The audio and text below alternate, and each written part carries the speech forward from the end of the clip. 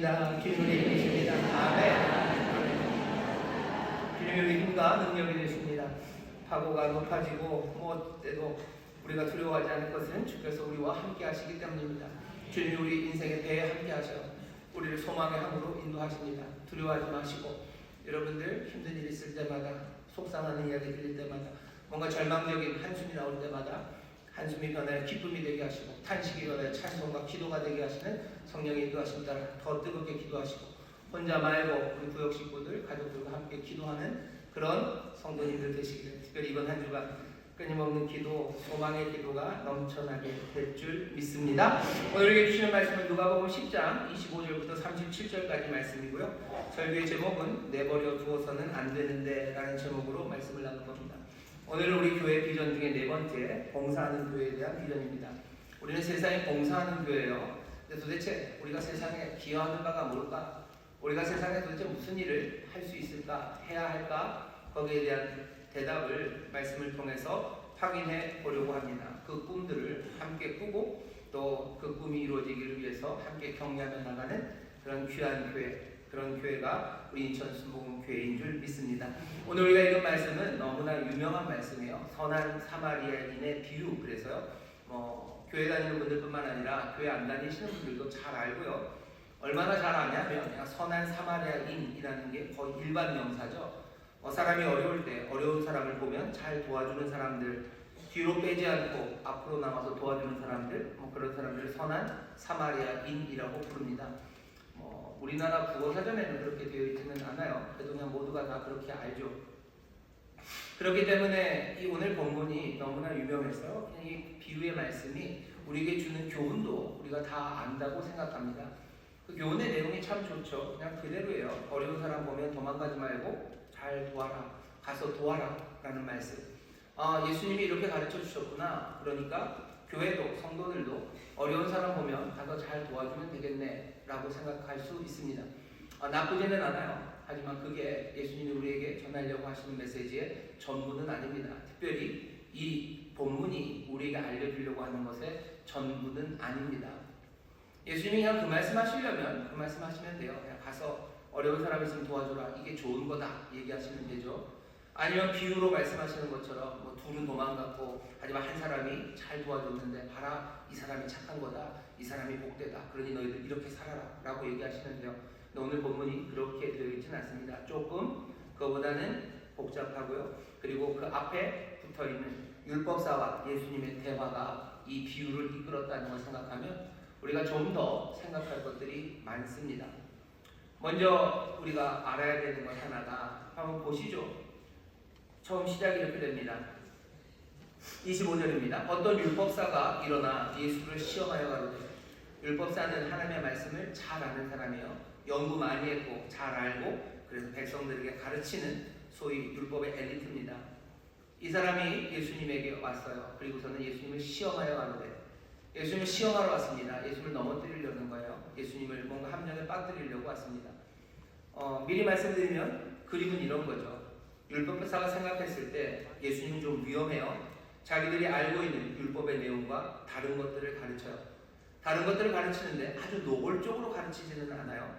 하지만 위험한 이 생각을 드러내겠다는 겁니다. 뭐냐면 이 율법사가 생각하는 건 하나님은 이스라엘의 하나님이에요. 이스라엘의 하나님, 그리고 우리가 사랑하고 또 우리가 돌봐야 되는 건 율법을 지키는 유대인들, 그 사람들이 우리가 정말 하나님의 백성이라고 하는 사람들이고 그 사람들이 영생을 누릴 거라고, 하나님 나라 백성으로 잘 살게 될 거라고 율법사들은 생각을 갖고 있어요. 근데 가만히 얘기를 들었다 보니 예수님은 좀 다른 것 같아요. 자기들의 생각과 다릅니다. 뭔가 그건 넘어서 다른 사람들을 하나님이 사랑한다고 얘기하는 것 같고 그 사람들과 살아야 된다는 이야기를 예수님이 하시는 것만 같죠. 그런 것들을 드러내려는 겁니다. 예수님이 그것들을 드러내는 순간 이 사람은 예수님을 잡아갈 수도 있어요. 그리고 예수님이 이단이라고 정죄할 수 있어요. 그리고 넘어뜨릴 수도 있습니다. 율법사가 생각했던 좋은 생각, 그 생각을 지키기 위해서 예수님을 넘어뜨리려고 하는 겁니다. 그게 이 사람 율법사의 마음속에 품은 작전입니다. 율법사가 일어나 예수를 시험하여 가로되 묻죠. 예수님, 죄송합니다. 선생님, 내가 무엇을 하여야 영생을 얻으리까? 이 질문은 특별한 질문은 아닙니다. 그냥 표준적인 질문입니다. 이 당시에 모든 선생님들 앞에 제자들이 묻고요. 그리고 그 묻는 대답에 정답처럼 해답이 있어요. 표준적인 질문, 표준적인 대답이 지금 보고 갑니다. 어떻게 해야지 영생을 얻습니까? 그 얘기는 어떻게 해야 참된 이스라엘 백성으로 삽니까?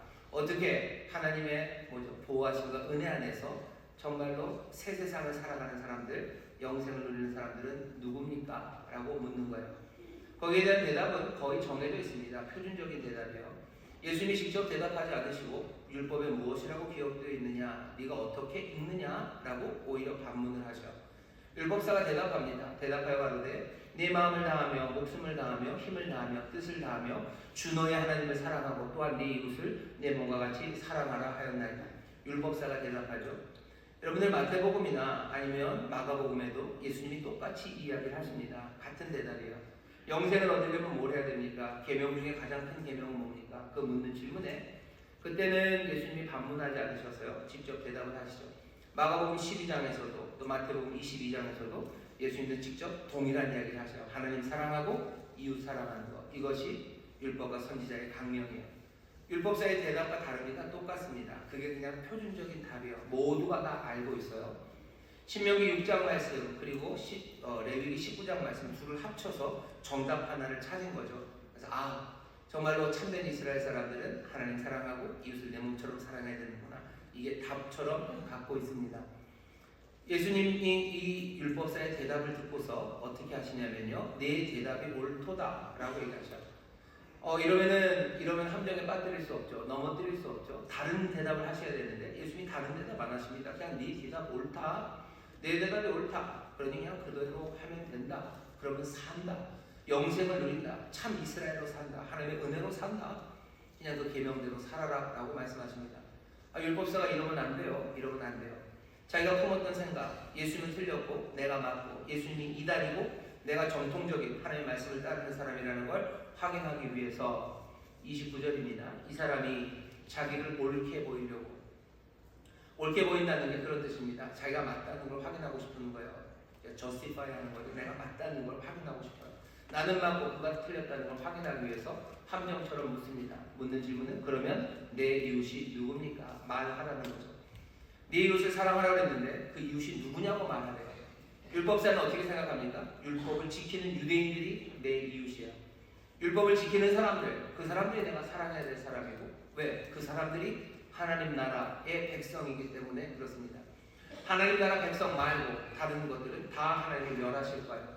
우리가 사랑하는 하나님, 또 사랑하는 내 이웃들과 함께 그 나라를 살아갈 거라고 율법사는 생각하고 있었기 때문에 예수님은 다른 생각하고 있으니 불나는 거죠. 실토하라는 겁니다. 내 이웃은 누굽니까? 다른 얘기만 해봐라 이거죠. 율법을 지키는 유대인 말고 다른 대답만 해봐라. 왜냐하면 바로 그 앞에서 예수님이 창기들 그리고 세리들, 죄인들의 친구였기 때문이에요. 죄인이 내 이웃이다 라고 말하는 순간, 세리가 네 이웃이다 말하는 순간 율법적으로도 문제가 되고 정치적으로도 굉장히 큰 문제가 됩니다. 이런 상황에 예수님을 넘어뜨리려고 이 사람이 네 이웃이, 내 이웃은 누굽니까? 라고 묻습니다. 예수님이 앞에서 고분고분 대답하셨어요. 그리고 나서는 우리가 알고 있는 그 유명한 선한 사마리아인의 비유를 쭉 얘기하기 시작하십니다. 선한 사마리아인의 비유는 그냥 고분고분한 대답은 아니에요. 고분고분한 대답은 아닙니다. 예수님이 아주 강력하게 지금 이 사람 율법사의 생각을 깨뜨리려고 하고 계셔요. 왜 그런지 한번 보시죠. 예수께서 대답하여 가라사대 어떤 사람이 예루살렘에서 여리고로 내려가다가 강도를 만나매 강도들이 그 옷을 벗기고 때려 거반 죽은 것을 버리고 갔더라. 예루살렘에서 여리고로 갑니다. 예루살렘은 굉장히 높은 도시입니다. 700m가 넘어요. 예루살렘 성이 예루살렘에 있는 그 예루살렘 산이라고 해야 되죠. 해발 760m, 꽤 높죠. 얼마나 높은지 감히 잘 안 보시면 인천에서 제일 높은 산은 어디죠? 만이산일 겁니다. 만이산일 겁니다. 만이산일 겁니다. 가마 빼고 이쪽 인천에서 제일 높은 산은 계양산 맞습니다. 395m 아니요. 제가 적었는데 네, 395m입니다. 395m가 계양산이에요. 그러니 예루살렘은 계양산보다도 높습니다. 우리가 사랑하는 산이 있어요. 그 옆에 문학산, 거기는 217m입니다. 그러니까 계양산 위에 문학산 올려도 예루살렘보다는 낮아요. 거기에 우리가 또 아는 산 하나가 있죠. 청량산. 청량산은 한 172m쯤 되는데 고선 올리면 아마 예루살렘보다 조금 높을 겁니다. 예루살렘이 760m예요. 여리고는 어디냐면요. 여리고는 해발 아닙니다. 바다 위로 올라와 있잖아요. 여리고는 해 수면 아래에 있습니다. 해 수면 아래 얼마나 아래에 있냐면요. 250m 아래에 있어요. 여리고는 해 수면 아래 250m 있는 곳이에요. 아니 어떻게 도시가 바다보다 낮습니까? 그런 도시 있죠. 네덜란드에 그 팔뚝 붉은 소년 하나 있었죠. 뚝을 막았던. 네덜란드만 해도 바다보다 낮은 땅들이 있어요. 그러니 뚝을 쌓고 풍차로 그 물들을 퍼놔야 되고 그렇게 네덜란드가 합니다. 네덜란드가 뚝을 쌓는 건 바다 옆이니까 그래요. 하지만 여리고는 한참 내륙으로 들어왔기 때문에 그럴 필요는 없죠. 그래도 여리고는 해 수면보다 250m가 낮은 도시예요. 아마 전 세계에서 가장 낮은 곳에 있는 도시가 여리고일 겁니다. 거기보다 더 낮은 데는 어디요? 여러분들이 아시는 사해바다. 거긴 더 내려가는 거예요. 더 깊어지는 겁니다. 여리고가 250 그리고 예루살렘이 760 합치면 한 3m쯤 되죠. 결국 여리고에서 예루살렘 또 예루살렘에서 여리고로 내려간다는 건 한 1000m쯤 되는 산을 내려가는 겁니다. 내려가는 산길이고요. 거기는 바위가 많아요. 산길은 늘 대로일 리가 없습니다. 꼬불꼬불 산길이고요. 암석, 돌이 많아요. 뭐 하기에 딱 좋습니까? 산적질 하기가 딱 좋은 동네가 그 길입니다. 험한 길, 험한 내리막길, 돌도 많고 숨어있을 곳도 많은 그곳에 혼자 가는 사람들은 강도 만나기가 쉬워요. 예수님이 지금 그 길 이야기를 합니다. 예루살렘에서 여리고로 지금 내려가는 사람이 강도를 만나서요. 그리고 거반 죽게 되었습니다. 거반 죽게 돼서 반쯤 죽었어요. 죽었나 살았나 애매할 정도로 그냥 쓰러져 있는 겁니다. 그냥 숨 쉬고 소리 낸다면 그건 살아있는 거죠. 그냥 반쯤 죽어서 죽은지 산지 모르는 사람은 아마 꼼짝도 못하는 겁니다. 지금 그런 상태의 사람이 하나 있대요. 그러고서는 제사장이 옵니다. 지나가요. 그리고 레위인이 지나갑니다. 둘은 그냥 지나가죠. 왜 지나갈까? 그냥 지나가는 것만은 아닙니다. 아마도 그래서 그렇겠죠. 제사장이나 레위인들은 시체를 만지면 안 돼요. 아니 모든 사람들이 사실은 시체를 만지면 안 됩니다. 그럼 어떡합니까? 만질 수는 있습니다. 하지만 부정한 사람이 되는 거예요. 보통 사람이라면 시체를 만지고서 그 다음에 며칠간 정결의 예식이 지날 동안에 시간을 보내면 되는데요. 제사장과 레위인은 얘기가 좀 달라지죠. 이 사람들 시체를 만져서 부정해지면 자기 할 일을 못합니다. 예배, 제사 안 돼요. 제사를 섬기는, 돕는 그 레위인의 일을 감당할 수 없습니다. 부정한 사람들은 제사에 참여할 수 없기 때문이에요. 그러니 제사장과 레위인이 봅니다. 거반 죽었어요. 죽었는지 살았는지 모릅니다. 겉으로 봐서는 죽은 것 같죠. 그러니 어떻게 해야 돼요? 건들면 안 돼요. 그냥 지나가는 게 안전합니다. 레위인과 제사장이 그 표준적인 질문과 표준적인 대답을 몰랐을 리가 없어요. 하나님 사랑하고 이웃 사랑하라는 그 계명을 몰랐을 리가 없습니다. 이래야 참 이스라엘 사람이라는 걸 아는 제사장과 레위인이에요. 율법을 압니다. 하나님이 어떻게 살아야 된다고 가르쳐 주신 그 계시를 아는 사람들이에요. 하지만 이 사람들이 그냥 지나간 건 이 율법을 어긴 겁니까? 그렇지는 않아요. 율법을 어쩌면 지키기 위해서죠. 성결할 것. 시체 만지면 안 된다는 율법을 지키기 위해서. 그래서 어쩌면 만지지도 않고 그냥 돌아가 버린 겁니다. 예수님이 사실은 질문 하나를 던지신 거죠. 하나님이 계시하셨어요.